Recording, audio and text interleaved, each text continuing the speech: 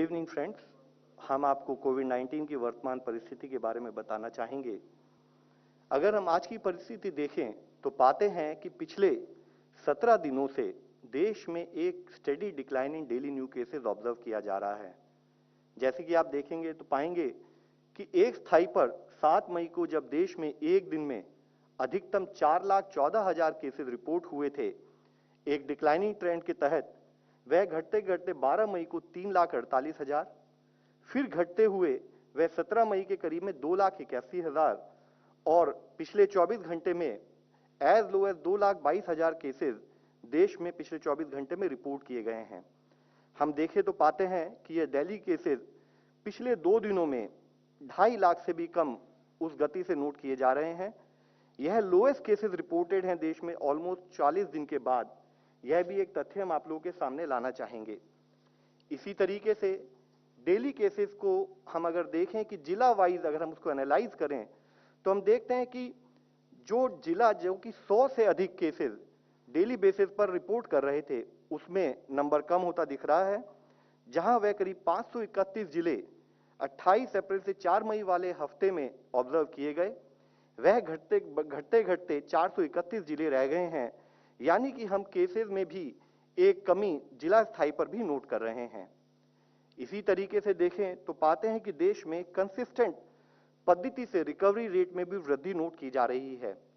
जहां 3 मई के समय पर यह रिकवरी 81.7% थी, यह बढ़ते बढ़ते अब 88.7% हो गई है। और साथ ही रिकवरी रेट जो हमारे केसेस हैं वो एक्टिव केसेस से अगर हम कंपेयर करें तो पाते हैं कि पिछले 11 दिनों में यह कंटिन्यूअस बेसिस पर recovery is more than the cases which are getting reported. देश में 27 स्टेट्स ऐसी हैं जहां पर की recovery is more than the daily cases reported also. अगर हम इसी तरीके से देश में एक्टिव केसेस यानी कि वह केसेस जो या तो होम आइसोलेशन में है या हॉस्पिटल लेवल पर मॉनिटर किए जा रहे हैं, तो उसमें भी हम देखें तो पाते हैं कि पिछले 22 दिनों से continuous decrease in active cases देश में नोट किया जा रहा है। जहां 3 मई के समय पर देश में एक्टिव केसेस 17.13% थे, वह घटते घटते अब 10.17% रह गए हैं। हम आप लोग की दृष्टि में लाना चाहेंगे जैसे कि 10 मई के समय पर देश में 37,45,000 के करीब एक्टिव केसेस थे, तो वह घटते घटते अगर हम देखें तो 16 मई के करीब 36 लाख के करीब केसेस, फिर घटते हुए 20 मई के करीब 31 लाख केसेस और अब कम होते होते 27.2 लाख केसेस एक्टिव केसेस की दृष्टि में देश में हैं। यानी कि पिछले 2 हफ्ते में करीब 10 लाख के करीब एक्टिव केसेस में कमी पाई गई है। इसी के साथ ही हमने इससे पहले भी आपको अवगत किया है, जैसे जैसे केसेस में वृद्धि नोट की जा रही थी, देश के स्थाई पर टेस्टिंग क्योंकि वह अर्ली आइडेंटिफिकेशन में सपोर्ट करती है, उसको भी उसी गति से बढ़ाया गया। जहां 9 से 15 फरवरी वाले सप्ताह में देश में औसतन 7 लाख के करीब टेस्ट एक दिन में किए गए। 16 से 22 मार्च को वह बढ़ते हुए 10 लाख से अधिक प्रतिरोज के हिसाब से किए गए। 13 से 19 अप्रैल वाले वीक में अगर हम देखें तो 15 लाख प्रतिरोज के हिसाब से वह टेस्ट बढ़ते गए। और अगर हम औसतन देखें तो पिछले हफ्ते 18.46 लाख देश में टेस्ट की गति में वृद्धि आई है औसतन। तो यानी कि अगर हम देखें तो पिछले 15 हफ्तों में करीब 2.6 टाइम्स देश में जो टेस्ट होते थे उनकी संख्या में बढ़ोतरी की गई है। इसी के साथ ही एक स्थाई पर जब देश में टेस्ट बढ़ते रहे, हमने टेस्ट को बढ़ाया। दूसरे स्थाई पर जो एक शुरू में एक नेगेटिव ट्रेंड था इन terms of increase in positivity, उसमें भी एक अच्छी न्यूज हम नोट करते हैं। हम देखते हैं कि जहां हमारे 16.92% केस पॉजिटिविटी 13 से 19 अप्रैल वाले सप्ताह में थी, जो बढ़ते बढ़ते 4 से 10 मई वाले वीक में 21.4% हो गई थी, वह पिछले 2 हफ्ते से घटती जा रही है और औसतन 12.09% आज देश में केस पॉजिटिविटी वीकली बेसिस पर नोट की जा रही है। हम आप लोगों की दृष्टि में लाना चाहेंगे कि पिछले एक दिन पहले हमने देश में अब तक के हाईएस्ट टेस्ट किए, यानी कि 21,23,000 के करीब टेस्ट देश में एक दिन में किए गए। बल्कि पिछले दिन में भी अगर हम देखें तो 19.28 लाख टेस्ट किए गए और हमारे देश की पॉजिटिविटी पिछले 14 दिनों से इन इफेक्ट 20% से कम आ रही है। और अगर हम कल की टेस्ट पॉजिटिविटी देखें तो it is as low as 11.53%। इसी तरीके से हम देखें कि ऐसे कितने जिले हैं जहां पर कि देश में ओवरऑल पॉजिटिविटी 5% से कम है। तो वीक एंडिंग 7 मई 21 में जहां देश में ऐसे 92 डिस्ट्रिक्ट थे, अब वह संख्या बढ़कर 197 डिस्ट्रिक्ट हो चुकी है। यानी कि 105 डिस्ट्रिक्ट ऐसे हैं जहां पर कि इन्फेक्शन का जो कंट्रोल है वह रिलेटिवली फर्दर स्टेबिलिटी की तरफ जाते हुए दिखाई दे रहा है। इसी के साथ ही vaccination is one of other pillar we are focusing on. हम आप लोगों को बताना चाहेंगे कि एक स्थाई पर गवर्नमेंट की तरफ से फ्री वैक्सीनेशन, फ्री डोजेज जो स्टेट्स को प्रोवाइड की जा रही हैं, which is for primarily age groups as well as the health care workers and frontline worker. उसके तहत अब तक 14.56 crore doses free state government को देते हुए people above 45 years of age उनको कवर किया जा चुका है। हेल्थ केयर वर्कर्स को 1.65 करोड़ डोजेज दी जा चुकी हैं। फ्रंटलाइन वर्कर को इसी तरीके से 2.33 करोड़ डोजेज अब तक दी जा चुकी हैं। इसी के साथ ही state as well as corporate और प्राइवेट सेक्टर के लिए 18 से 44 एज ग्रुप जो ओपन किए गए हैं उसमें भी अब स्टेबिलिटी नोट की जा रही है और 1.06 करोड़ डोजेज उस एज ग्रुप को भी हम कवर कर चुके हैं।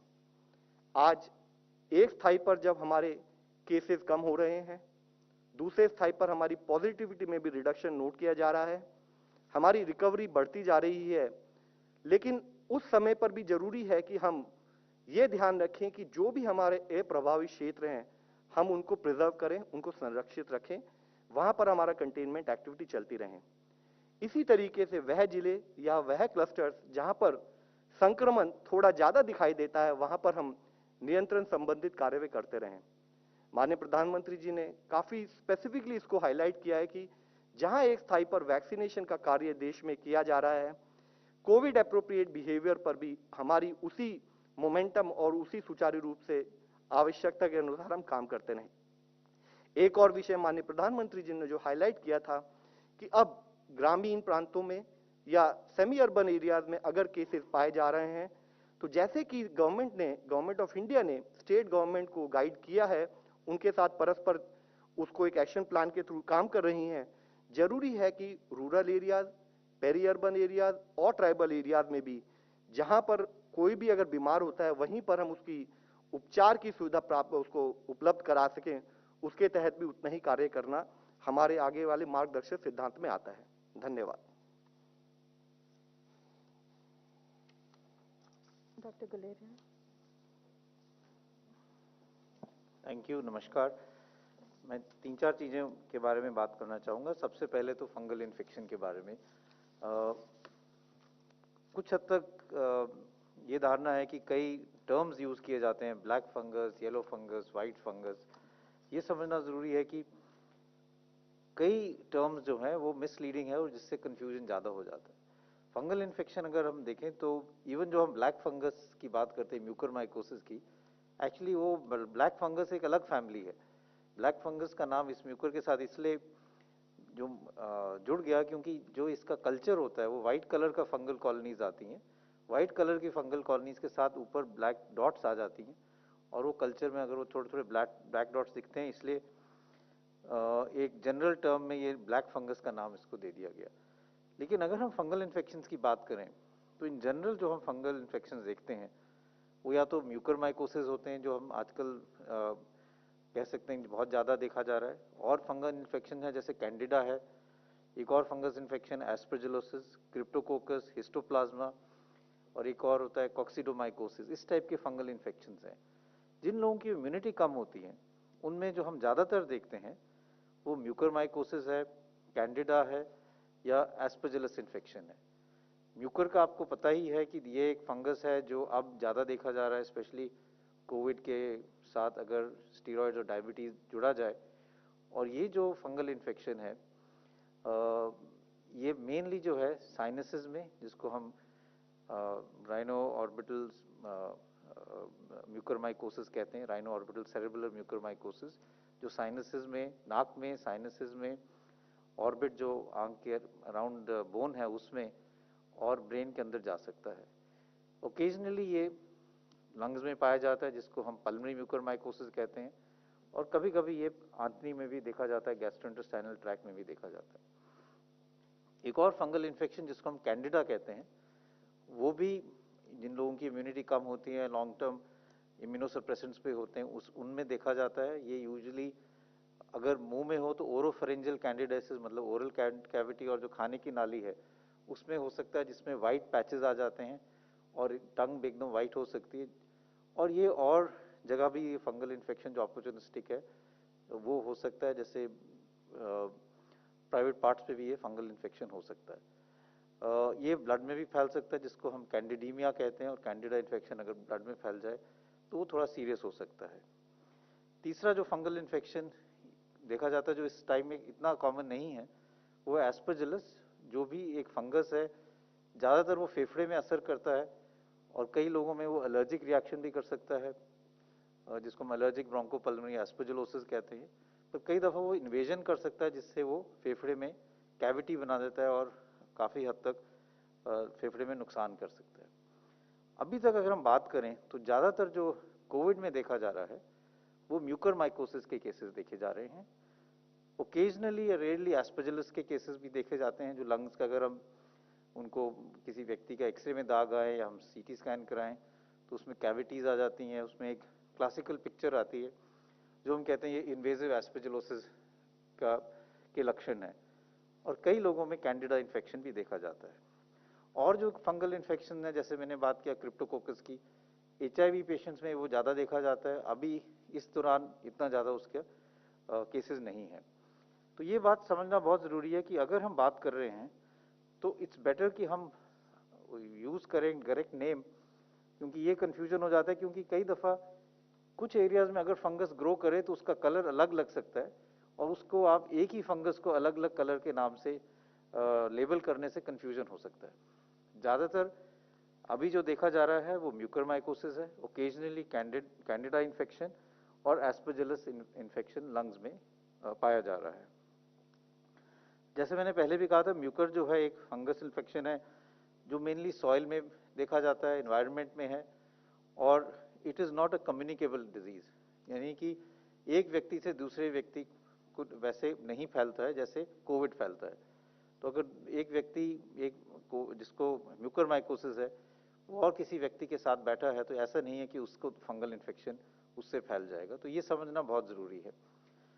दूसरा ये समझना ज़रूरी है कि ये जो फंगल इन्फेक्शन है 90 to 95% जो पेशेंट्स हैं जिनमें पाया गया है उनमें या तो डायबिटीज़ है या साथ में स्टीरॉयड यूज़ किया गया है। जिन लोगों को डायबिटीज़ नहीं थी या जिन लोगों को स्टीरॉयड्स नहीं दिए गया उसमें ये बहुत रेयरली देखा गया है, इट इज़ नॉट अनकॉमन। कई दफ़ा लोग ये कहते हैं कि ऑक्सीजन के साथ ये है, लेकिन इसका लिंक है, लेकिन कई पेशेंट्स ऐसे भी हैं जो घर पे इलाज कर रहे थे जिनको ऑक्सीजन की ज़रूरत नहीं पड़ी, घर पे उन्होंने स्टीरॉयड्स ले लिए और शुगर उनकी कंट्रोल नहीं हुई, उनमें भी म्यूकरमाइकोसिस देखा गया है, जो हॉस्पिटल में एडमिट भी नहीं हुए।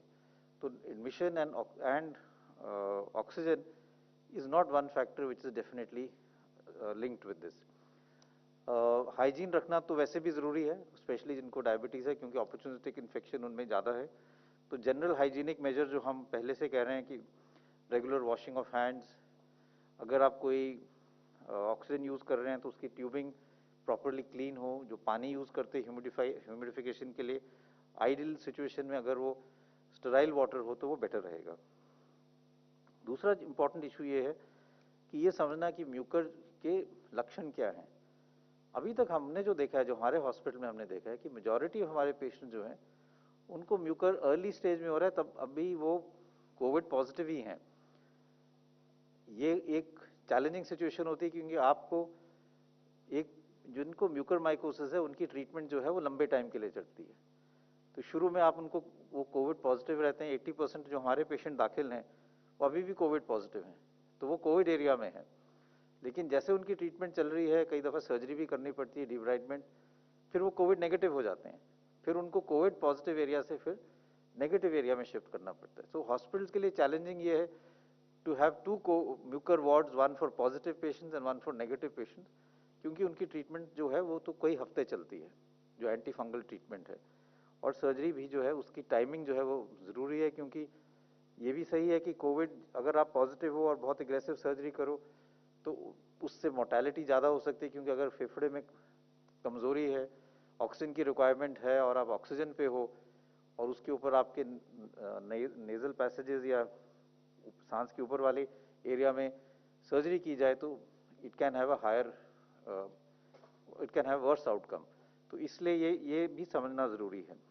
दूसरी चीज़ ये है कि कुछ इसके ऐसे लक्षण हैं जो हम वार्निंग साइंस कहते हैं, जैसे हेडेक है, नाक बंद हो जाना या नाक में क्रस्टिंग होना, नाक से कभी कभी खून आना, या एक साइड में स्वेलिंग हो जाना, आंख के नीचे या चेहरे पे स्वेलिंग हो जाना, या एक साइड पे दर्द ज़्यादा होना और जो है सेंसेशन चेहरे पे कम हो जाना।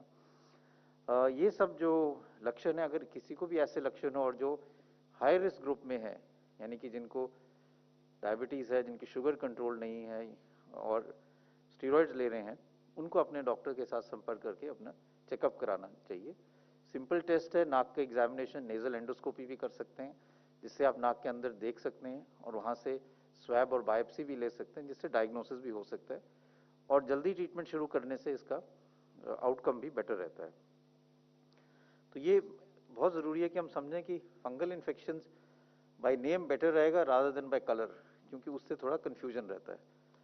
दूसरा ये है कि एक चीज़ और मैं कहना चाहूँगा, क्योंकि अगर हम अब देखें सोसाइटी में तो there is lot of stress, anxiety in the general public, and this is a time where there is been lot of pain, sadness because of हर एक का कोई ना कोई जानने वाला है जिसको कोविड हुआ है या जो अपनी जान गवा बैठा है।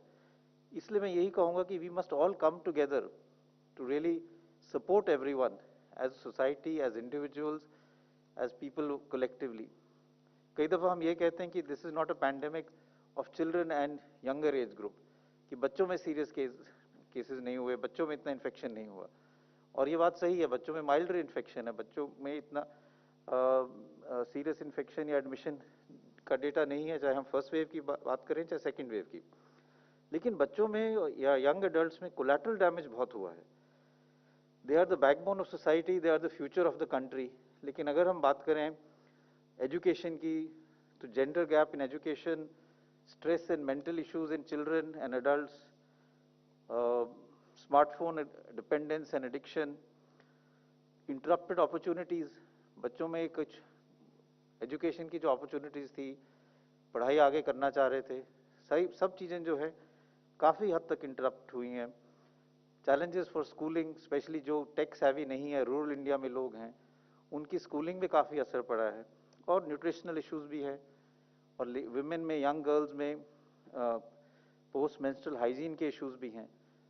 तो मैं ये चाहूँगा कि हम सब as society, as parents, as teachers, अगर if all of us can come together and address these issues and look at them as challenges and form help groups, चाहे societies में हो, चाहे schools में हो, चाहे और groups में हो, that will really help us to develop and support our young children and the other people also. एक चीज़ और मैं कहना चाहूँगा वो यही है कि जैसे जैसे हमारा रिकवरी रेट इम्प्रूव कर रहा है, लोग रिकवर कर रहे हैं, तो हमने लास्ट टाइम भी यही देखा था कि एक और इशू जो आ जाता है वो है पोस्ट कोविड सीक्वले का, और इस पे अब काफ़ी हद तक डिटेल्स भी आ गई हैं जो हमें पहले नहीं पता था। पहली वेव में हम कई लोग समझ नहीं पाए थे कि कोविड के बाद भी कई लक्षण ऐसे हैं जो रहते हैं, और अब इसके लिए काफ़ी हद तक लोगों ने इसका पीरियड भी डिफाइन किया है कि अगर आपके सिम्टम्स जो हैं वो 4 से 12 हफ्ते रहें तो इसको हम ऑनगोइंग सिम्टोमेटिक कोविड या पोस्ट एक्यूट कोविड सिंड्रोम कहते हैं, और अगर 12 हफ्ते से ज़्यादा रहें तो इसको पोस्ट कोविड सिंड्रोम या लॉन्ग कोविड का नाम दिया गया है। तो ये समझना ज़रूरी है कि कई ऐसे पेशेंट्स हैं जिनको कोविड के बाद भी 12 हफ्ते तक काफ़ी लक्षण रह सकते हैं, और उनको भी ट्रीट करने की ज़रूरत है। उनमें कॉमन सिम्टम्स तो हम यही जानते हैं कि कई लोग हैं जो रिकवर हो जाते हैं, लेकिन कहते हैं कि सांस की तकलीफ अभी भी है, लंग फंक्शन उनके नॉर्मल है, लंग की कैपेसिटी भी ठीक आती है, लेकिन वो थोड़ा भी चलते हैं तो उनको लगता है कि खुल के सांस नहीं ले पाते, चेस्ट में टाइटनेस रहती है। कुछ ऐसे पेशेंट्स हैं जिनको खांसी कब रहती है, हफ्तों भर खांसी रहती है कोविड के बाद, और कई छाती में दर्द या घबराहट या कहते हैं पल्स ज़्यादा रहने के लक्षण रहते हैं। ये सब लक्षण जो हैं ये पोस्ट कोविड या कोविड इन्फेक्शन के बाद भी बॉडी का जो इम्यून सिस्टम है या इन्फ्लेमेटरी रिस्पॉन्स है उसके कारण रह सकते हैं। एक कॉमन सिम्टम सिंड्रोम जो है वो भी कॉमन है, जिसको हम कहते हैं क्रॉनिक फटीग सिंड्रोम। ये भी कई लोगों में है, जिसमें थकावट, fatigue, joint pains, body aches, जोड़ों में दर्द होना, जोड़ों में सोजिश लगना, सुबह उठ नहीं पाना या सिर में दर्द रहना, कई हफ्ते ये रह सकता है, जिसके लिए सिम्टोमेटिक ट्रीटमेंट बहुत ज़रूरी है। एक और सिम्टम है जिसका नाम जनरल सोशल मीडिया में ब्रेन फॉग दिया गया है, जिससे जो कोविड से लोग रिकवर कर जाते हैं, कभी कभी वो कंसंट्रेट नहीं कर पाते, काम करने में उनको दिक्कत होती है कई हफ्तों तक, और कई दफ़ा इंसोम्निया होता है कि सो नहीं पाते, या डिप्रेशन हो सकता है। तो ये सारे जो चीज़ें हैं, इसके लिए रिहैबिलिटेशन करना ज़रूरी है। और जैसे हमारा रिकवरी रेट ज़्यादा होगा, केसेस ज़्यादा रिकवर करेंगे, तो ये ज़रूरी है कि मेडिकल कम्युनिटी, जैसे हमने लास्ट टाइम किया था, कि multi disciplinary post Covid clinics को डेवलप करें, जहाँ पे रिहैबिलिटेशन हो। एक जो हमने लास्ट टाइम पाया था कि अगर हम लोगों को योगा कराए तो उससे जनरल फीलिंग ऑफ वेलबींग भी आती है, और एक्सरसाइजेज करने से लंग की कैपेसिटी भी बढ़ती है, और overall feeling of wellbeing is there. तो मैं यही स्ट्रेस करना चाहूँगा कि जैसे जैसे हमारा रिकवरी रेट बढ़ेगा, तो हमारे पोस्ट कोविड के पेशेंट्स भी बढ़ना शुरू होंगे, and we should prepare so that we are able to manage them. Finally मैं यही कहना चाहूँगा कि जैसे अभी बताया गया कि रूरल और सेमी अर्बन एरियाज़ में अब केसेस देखे जा रहे हैं, और इसलिए ये ज़रूरी है कि वहाँ के लिए प्रॉपर डायग्नोसिस और मैनेजमेंट की गाइडलाइंस बनाए जाएँ, उस ट्रेनिंग की जाए। इस पे भी काम किया जा रहा है कि सिंड्रोमिक अप्रोच हो, रैपिड एंटीजन टेस्ट के यूज़ हो, जो लोग घर पे कर सकें। अगर किसी को भी लक्षण हो जो कोविड के हों गांव में, तो उनको एकदम आइसोलेशन का एडवाइस किया जाए।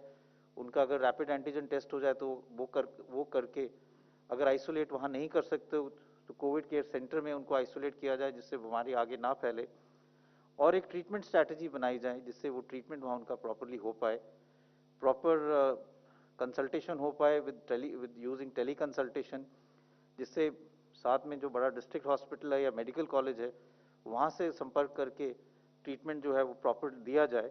और इसमें काफ़ी हद तक हर एक एरियाज में सेंटर ऑफ एक्सेलेंस बना के डॉक्टर्स की ट्रेनिंग की जा रही है, at rural level, at primary level, both in government sector and private sector.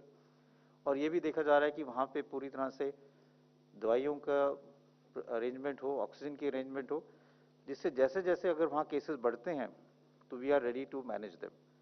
तो ये 3-4 चीज़ों पे मैं कुछ बात करना चाह रहा था। Thank you very much. Thank you, Dr. Guleria, and now we'll take some questions. Okay, can we begin with Vijay Lakshmi ji? Sir मैं वॉल स्ट्रीट जर्नल में जो एक रिपोर्ट छपी है उसके बारे में सवाल पूछना चाह रही थी। उसमें कहा गया है कि यूएस इंटेलिजेंस एजेंसीज ने इस ओर इशारा किया है कि 3 रिसर्चर्स वुहान जो वायरोलॉजी इंस्टीट्यूट है वो नवंबर 2019 में कोविड सिम्टम्स के जैसे सिम्टम्स के साथ बीमार हुए थे और उनको हॉस्पिटलाइजेशन की ज़रूरत पड़ी थी। तो अब ये वॉल स्ट्रीट जर्नल इशारा कर रहा है कि वो एक लेबॉरेटरी से एस्केप वायरस हो सकता है। दुनिया में इस बात की मांग उठती रही कि प्रोब होना चाहिए। भारत का इस पर क्या स्टैंड है? देखिए, अभी तक हम लोग जो है कोविड के सेकंड स्टेज वेव से जूझ रहे हैं। जो ये इश्यूज हैं विद रेस्पेक्ट टू कि ये कोविड जो है हम सबकी नॉलेज में है कि वुहान प्रोविंस में सबसे पहले केसेस पाए गए थे at various level, particularly at multi forum level which is WHO। Teams have also gone and visited, उन्होंने अपनी रिपोर्ट्स भी दी हैं। उसके साथ साथ बहुत सारी डिफरेंट रिपोर्ट्स आती रहती हैं। आई थिंक मल्टीलैटरल फोरम में जो डिस्कशन होगा उसके बेसिस पर हम सबको खुद क्लैरिटी आएगी कि हमारा जो बिगर पिक्चर है वो क्या इमर्ज होती है। प्रफुल्ल जी।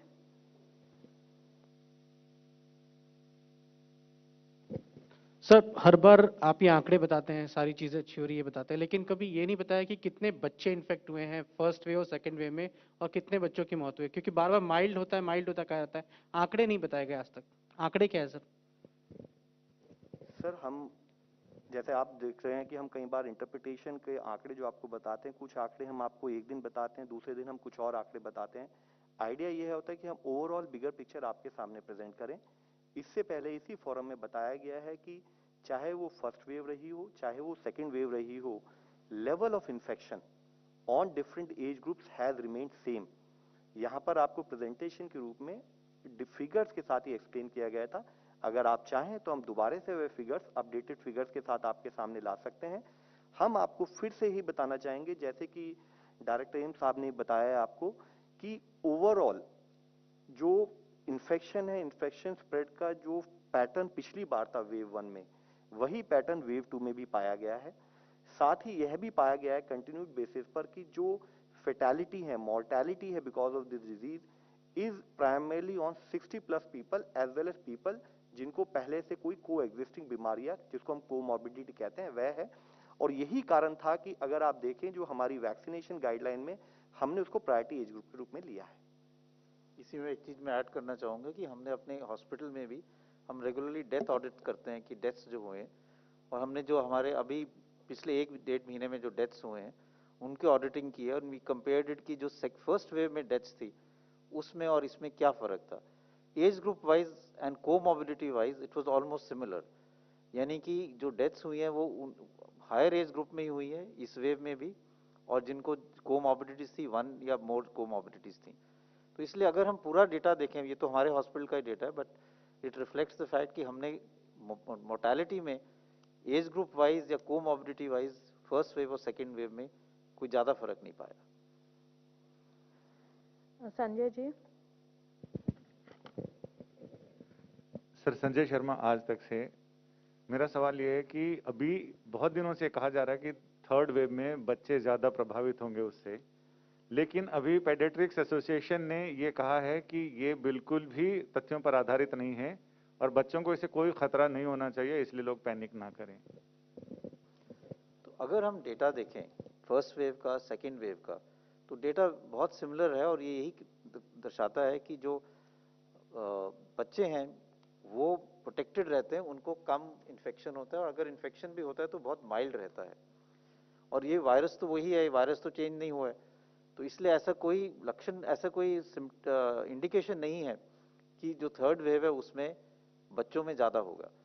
और ये इसलिए, जिसका एक हाइपोथेसिस वो ये है कि जो वायरस है वो एस रिसेप्टर्स के साथ बॉडी के अंदर एंटर करता है, और बच्चों में ये रिसेप्टर्स रिलेटिवली कम है एज कम्पेयर टू अडल्ट्स। ये एक हाइपोथेसिस है कि बच्चों में क्यों कम देखा जाता है। लेकिन अभी तक जो डेटा है दोनों वेव्स का, उसमें बच्चों में ये कम पाया गया है, इसलिए ऐसा नहीं लगता कि बच्चों में आगे जाके पाया जाएगा, आगे सीवियर इन्फेक्शन होगा या ज़्यादा इन्फेक्शन होगा।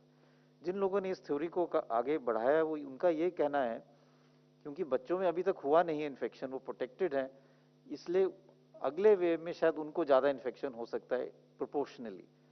लेकिन इसमें कोई अभी तक एविडेंस नहीं है कि बच्चों में सीवियर इन्फेक्शन होगा या उनको ज़्यादा केसेस उसके आगे वाले वेव में पाए जाएंगे।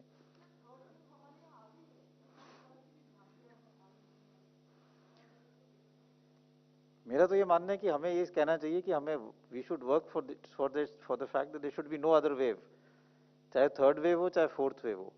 और जो हमने पिछले 2 वेव से सीखा है उसी को हम आगे लेके अगर जाएंगे तो हम और किसी वेव को आने नहीं देंगे, अगर आएंगे तो उसको हम ज़्यादा बड़ा नहीं होने देंगे। वायरल इन्फेक्शंस में there is always waves which come, sometime उनका सीजनल वेरिएशन होता है, जो हम इन्फ्लुएंजा में देखते हैं कि मानसून में केसेस बढ़ जाते हैं फिर कम हो जाते हैं, फिर विंटर मंथ्स में बढ़ जाते हैं, फिर समर में बिल्कुल कम हो जाते हैं। तो कई वायरल इन्फेक्शन हैं जो रेस्पिरेटरी वायरल इन्फेक्शन जो with that come in waves, and Covid is also come in waves. But the issue is कि हमें हर दफ़ा यही देखना चाहिए कि अगली वेव को हम आगे जो भी हमने पहले वेव से सीखा है उसको हम आगे इम्प्लीमेंट करें, जिससे आगे वेव्स ना बढ़े। But they will be waves which will come to some extent. We must work to make sure that they don't happen or they're minimum. Ma'am, इससे पहले इस फोरम में हमने कई बार इस विषय में बात की है। मुख्य इशू ये है कि कंटेनमेंट पर हमारा फोकस कंटिन्यूड बेसिस पर अगर बना रहे, और जब हम कंटेनमेंट की बात करते हैं तो कोविड अप्रोप्रिएट बिहेवियर, यानी कि हम वो सिचुएशन जहां पर कि इन्फेक्शन स्प्रेड हो सकता है उस एक्टिविटी पर हम काम करें। हम जैसे कि use of mask, so physical distancing, hand hygiene, respiratory hygiene, इस पर काम करें तो टू दैट एक्सटेंट हम इन्फेक्शन के स्प्रेड को कम कर सकते हैं। तो जरूरी है कि चाहे वो फर्स्ट वेव हो, सेकेंड वेव हो, principles for management would remain same, और उसी पर हमारा कम्युनिटी लेवल पर और गवर्नमेंट लेवल पर कंटिन्यूड फोकस बना रहना चाहिए। We've received a few online questions also, and many of them are similar in nature, so I'm going to club them to you. और अग्रवाल जी आप ही के लिए है. So from Shireen from Times Now, Runjhun Sharma from CNN News 18, Monica Yadav, Hindu Business Line. So they are all saying that many of the state governments are saying that both Pfizer and Moderna have refused to sell the vaccines to them. So now what is the... ma'am हम आपको explain करना चाहेंगे कि चाहे Pfizer हो, Moderna हो, हम उन सबके साथ सेंट्रल लेवल से कोऑर्डिनेट करते हुए उनको दो तरीके से फैसिलिटेट कर रहे हैं। एक तो उनके regulatory facilitation in terms of approvals, दूसरा procurement related facilitation.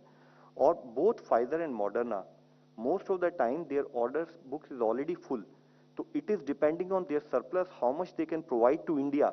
They will come back to government of India and will ensure and facilitate कि उसके बेसिस पर हम वो सारी चीजें स्टेट लेवल पर उसको सप्लाई किया जा सके, कोऑर्डिनेट किया जा सके, फैसिलिटेट कर पाए। एक और क्वेश्चन है अग्रवाल जी कि will the health ministry clarify that Covishield output is at 6 crore, Covaxin output is at 2 crore doses per month, yet only 5 crores are to be given by May end. Can the ministry clarify this? This is from by Milan from India Today. देखिए, पूरा जो vaccine का जो supply chain है, पूरा process समझने के लिए हमें दो तरीके से समझना पड़ेगा। पहला क्वेश्चन है अवेलेबिलिटी का, इन टर्म्स ऑफ कि हम क्या फील्ड में अवेलेबल करते हैं। उससे पहला क्वेश्चन आता है प्रोडक्शन का। तो जो जैसे हमारे मीडिया फ्रेंड्स ने पूछा है और रिपोर्ट्स भी आई हैं, तो अगर हम प्रोडक्शन को देखें तो जैसे कि बताया गया है कि करीब 6.5 करोड़ अगर कोविशील्ड इस माह में प्रोड्यूस होंगी और 1.5 करोड़ अगर कोवैक्सीन ऑन एन एवरेज अगर हम देखें इस माह में प्रोड्यूस होंगी, तो अगर 8 करोड़ की प्रोडक्शन है तो वह प्रोडक्शन इमीडिएटली अवेलेबल नहीं होता है। There are processes involved in ensuring its availability. मैं आप लोगों को बताना चाहूंगा जैसे कि प्रोडक्शन के तुरंत बाद स्टेबिलिटी और स्टेरिलिटी स्टडीज की जाती हैं फैक्ट्री प्रेमिसेस में, जिसमें करीब 1 हफ्ते के करीब लगता है। इसी तरीके से उसके बाद वह बैचेज में आती हैं और बैचेज में आने के बाद उसको सीडीएल कसौली में टेस्टिंग के लिए भेजा जाता है, जहां पर करीब 1 दिन लगता है। उसके बाद से वह सारी पर्टिकुलर जो वैक्सीन है इन टर्न पूरे कंट्री में अक्रॉस वो सप्लाई चेन के थ्रू जाती हैं। तो इसमें जो हमें ये समझना है कि इमीडिएटली जो आज प्रोड्यूस हुई है वो उसको अवेलेबल होने में 7, 8 या 9 दिन लगते हैं। That is first point. Second point हमें जो समझने की जरूरत है कि उसके बाद भी जरूरी है कि हम फोकस ये करें कि हमारा लॉजिस्टिक्स मैनेजमेंट और इन्वेंट्री मैनेजमेंट बहुत सुदृढ़ हो। एग्जाम्पल के तौर पर हम आपको बताना चाहेंगे कि जैसे गवर्नमेंट ऑफ इंडिया की तरफ से जब हम फ्री वैक्सीनेशन स्टेट को प्रोवाइड करा रहे हैं, फ्री डोजेज जो प्रोवाइड कराते हैं जो 50%, हमने स्टेट्स को बताया है कि हम डे ऑन डे बेसिस पर किस पर्टिकुलर स्टेट में कितनी सप्लाईज देंगे, ताकि उसके बेसिस पर स्टेट लेवल पर, फील्ड लेवल पर वैक्सीनेशन साइट्स कौन कौन सी चलेंगी, कितनी अवेलेबिलिटी होगी, वह माइक्रो प्लानिंग स्टेट लेवल पर की जा सके। इसी के साथ ही इसमें लिंक्ड इश्यू होता है कि जैसे बहुत सारी वैक्सीनेशन साइट्स हैं, बहुत सारे कोल्ड चेन पॉइंट हैं, बहुत सारे इंटरमीडिएट स्टोरेज पॉइंट्स होते हैं। तो इस पूरे लॉजिस्टिक्स में हमेशा at any point of time कुछ ना कुछ वैक्सीन अवेलेबल रहती हैं, which will become available in weeks to come. But what is very critical is कि जो हमारा लॉजिस्टिक्स मैनेजमेंट है, सप्लाई चेन मैनेजमेंट है, हम इसको स्टेट लेवल पर और सुदृढ़ करते जाएं ताकि उसकी अवेलेबिलिटी हम जस्ट इन टाइम अप्रोच पे ले जा सकें। जैसे कि आप सबको अवगत होगा कि कुछ स्टेट्स में आज अगर हमारी वैक्सीन सप्लाई की गई है तो अभी भी उनके पास during transit in different locations कुछ वैक्सीन अवेलेबल होती हैं, which will definitely become available as a doses in a week to come. With that, we end the press briefing. Thank you so much. तो आप बहुत ही महत्वपूर्ण press conference